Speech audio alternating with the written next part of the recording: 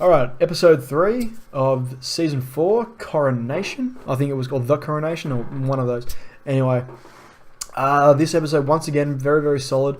It was a very calm before the storm sort of episode. Like, a lot happened, but not a lot happened, if you get my meaning. So a lot of it was setting up a chessboard, setting up characters for what you expect for like the rest of the season. So it was very just sort of exposition-y and a lot of talking and a lot of, okay, these are these people's motivations, and then sort of the season will play out from here as to what's going to happen next with these characters. And the one that sort of stuck out was Kavira, and at the coronation, Wu's coronation to take over the Earth Kingdom as its leader.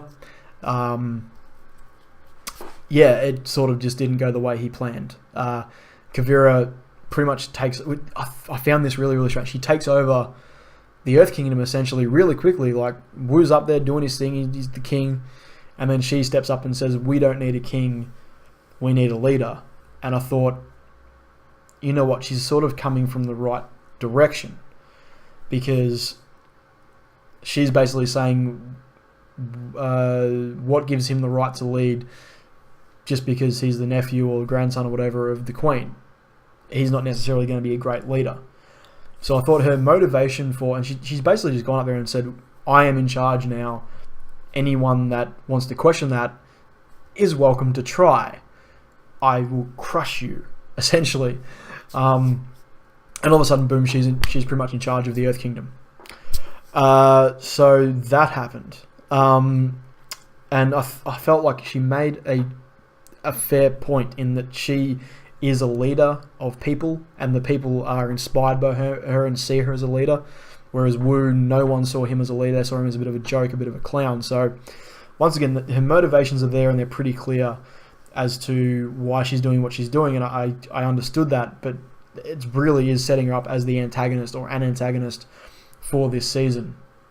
But she managed to sort of, and she's very good at this, she managed to convince Bolin to continue to follow her even after she's sort of taken this kingdom by force. You can sort of tell his conflict is like, well, I want to help people, because he's from the Earth Kingdom, I want to help my people, I want to get the Earth Kingdom back to where it is, even if it's by these fairly unethical methods, I guess, by Kavira. So, and we got another little tease of the conflict between her, her fiance, and the Beifong family. That was a little bit in episode 1, and we got a little bit more, and I really want to know what happened there, because obviously there's something that happened 3 years ago that sort of split the family, and yeah, her older son went off with Kavira, and the rest of the kids are sort of still on Suyin's side. So yeah, we got a little bit more of that. I want to sort of delve into that a bit more, and then we get back to Toph and Korra. And Korra convinces Toph to train her, and we get a few little training scenes, and Korra is definitely outmatched. Toph still knows her stuff. She's still a badass, which is awesome. The one thing I really love about the show is the fact that they haven't relied on older characters to make the show work. You got Katara here and there, you got Zuko pops up now and then, you got Toph. But the series has built its own story, its own characters, without using these well-known characters from the previous series to make it work. They pop up here and there, and that's just because they still exist in this universe.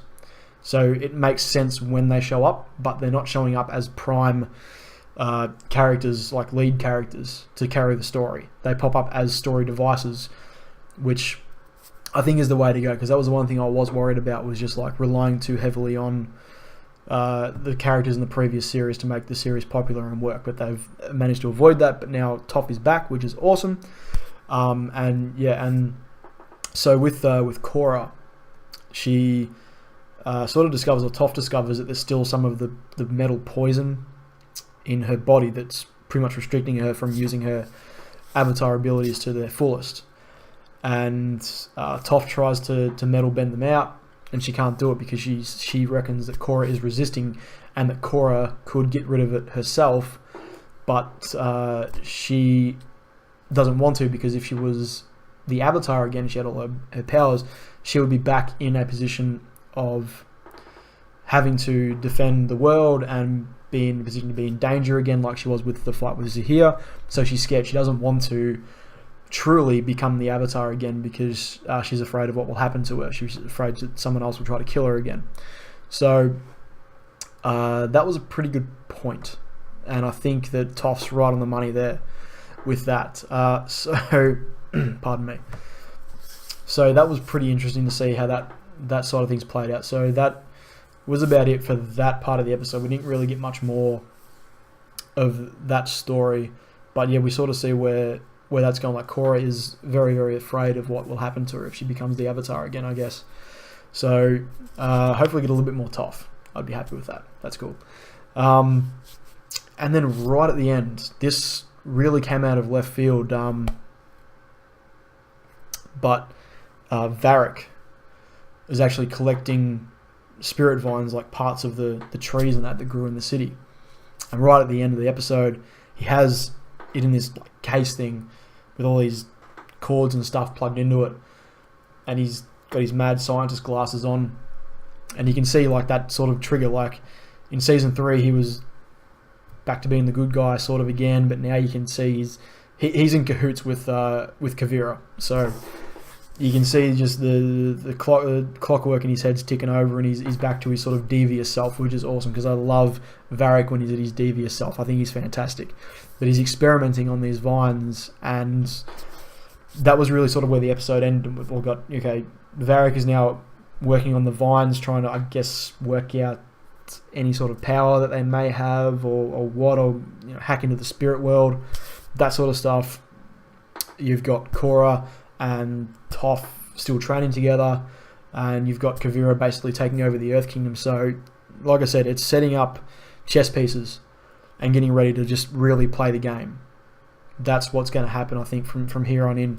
So, like I said, it was very calm before the Storm episode. A lot of stuff happened, but not a lot of stuff happened, if you get my meaning. So, very good episode to sort of set up what hopefully will be a fantastic rest of the season. And yeah, I think that's about it for now. So I will see you guys for episode 4. Catch you then.